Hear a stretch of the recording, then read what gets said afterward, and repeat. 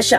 कालचीच गोष्ट सांगतो. रमणबाग चौक ते उमऱ्या गणपती चौक जोडणारा आडवा रस्ता ही खाऊ गल्ली. या रस्त्यावरनं हल्ली PMPL ची बस धावते.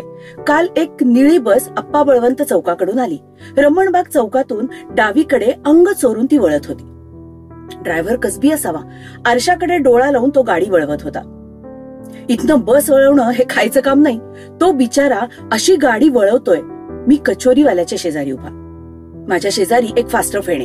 बशीच्या शेपटाशी चिंचोळी जागा. तिथून एक 2 व्हीलर घुसली. नवरोबा, त्याची बायको आणि सँडविच पिल्लू, मी आणि फाफे. बसच्या शेपटाचा फटका त्या त्रिकोणाला बसणार. मी नुसताच उसासतोय. माझ्या शेजारचा फाफे खालचा ओठ दाबून स्लाइटली मुडपून सणसणीत शिट्टी वाजवतो. बसच्या ड्रायव्हर सकट सगळ्यांना ती ऐकू जाते.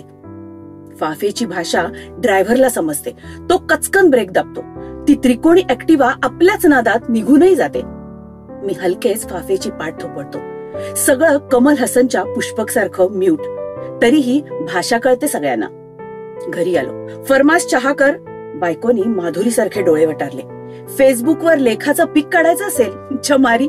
मलाही ही म्यूट भाषा समजायला लागली तर वर्ड्स पे नाही, इमोशन्स पे ध्यान दो.